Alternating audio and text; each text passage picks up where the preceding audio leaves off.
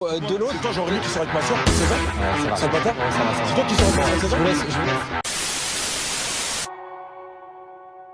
Bienvenue dans ce nouvel immédiat. Bonjour Hervé. Bonjour Jean-Yves. Audrey Pulvar, Laurent Wauquiez, Nathalie André, ces journalistes qui montrent leur vrai visage. Élection présidentielle, le vrai visage des journalistes. Commençons tout simplement par une des choses les plus marquantes que chaque personne peut voir en circulant dans la rue, ce sont les unes de presse. Toujours les unes de presse autour de Macron. Voici juste une photo d'un kiosque, sûrement d'une gare, où on peut admirer les unes, toutes les unes autour d'Emmanuel Macron. Et des unes positives.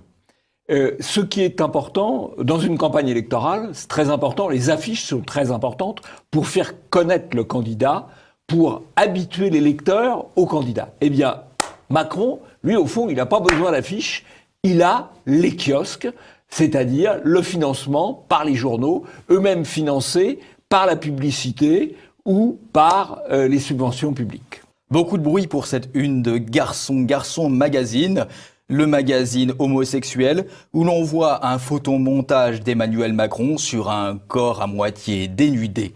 Oui, et dans lequel un numéro dans lequel Emmanuel Macron explique qu'il va être un défenseur de la cause LGBTIS, enfin je sais plus trop bien, enfin lesbienne, gay, bi, trans et que sais-je encore. Alors c'est intéressant parce que là on est dans de la segmentation électorale. Il s'adresse à un électorat particulier.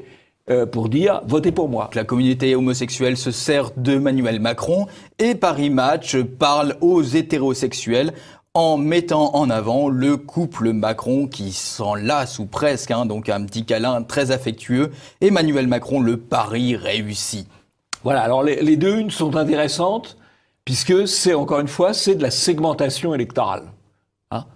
On tape un peu les familles, les bourgeois, les retraités avec Paris Match et on traite une clientèle plus urbaine et plus communautaire avec Garçon. Revenons donc sur les journalistes qui se sont engagés, notamment Audrey Pulvar. On l'avait déjà évoqué dans une précédente émission d'Immédiat. Audrey Pulvar qui a été mise à l'écart de l'antenne pour avoir signé une pétition anti-Marine Le Pen et donc pro-Macron. Sauf que, depuis qu'elle a été mise à l'écart, eh bien, on la retrouve dans plusieurs médias, notamment Le Monde des idées. Audrey Pulvar, une léthargie nationale. Dans cette tribune, elle insiste sur le fait que le Front National n'est pas un parti comme les autres et qu'il est nécessaire de lutter contre le Front National. Elle ne s'arrête pas là, puisqu'elle est passée sur la 5, dans C'est à vous, où une séquence remarquée par les différents médias, Audrey Pulvar, au bord des larmes, rappelle sur le plateau de C'est à vous que le Front National est un parti d'extrême droite. La séquence lacrymale qui marche toujours aussi bien auprès des téléspectateurs, toujours aussi bien au niveau auprès des médias qui s'en servent, qui la remarquent, qui la relaient dans tous les journaux. Il faut noter aussi ce petit tweet de Bernard-Henri Lévy qui est venu au soutien d'Audrey Pulvar, soutien sans réserve à Audrey Pulvar en état d'urgence politique. On comprend que les règles de neutralité soient momentanément oubliées. Alors, en ce qui concerne la neutralité, je crois que la neutralité est quelque chose d'assez difficile. On peut comprendre que les journalistes aient des sympathies pour tel ou tel candidat ou telle option politique. En revanche, ils devraient garder de manière absolue la règle de l'objectivité. Ils peuvent avoir leurs préférences, mais ils doivent d'abord respecter les faits. On a parlé d'Audrey Pulvar, voici Laurent Ruquier qui annonce en tout cas sur Europe 1 qu'il a voté pour Mélenchon au premier tour et votera pour Macron au second. Alors, séquence gênante ou pas, Audrey Pulvar a été mise à l'écart pour cette raison, justement, parce qu'elle avait annoncé son vote. Laurent Ruquier ne sera pas mis à l'écart, évidemment.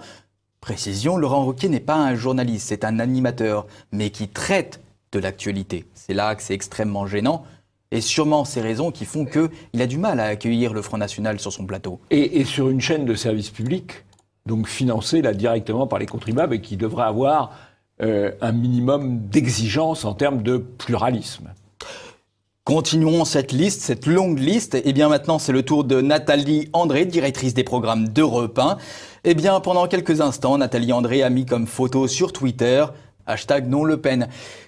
Ça n'a pas été très très long, elle l'a vite retiré parce que ça a fait évidemment beaucoup de bruit, ça a fait réagir la réinfosphère. Mais on voit clairement qu'elle s'est engagée pour une cause politique, ou en tout cas contre une cause politique. C'est au tour de Louis Lepron. Qui est Louis Lepron? C'est le rédacteur en chef de Combini. Combini, on en a parlé déjà plusieurs fois. On le définissait un peu comme une espèce de poubelle du net, avec de l'actualité, mais aussi de la culture geek qui est publiée sur ce type de site. Et il est extrêmement engagé contre le Front National. Dans une réponse sur Twitter, il nous dit « La neutralité des journalistes n'existe pas. Oui, nous sommes anti-Front National. Point final. » Alors ça, ça a au moins le mérite de la franchise. Oui. C'est peut-être pas très rassurant, mais ça a le mérite de la franchise.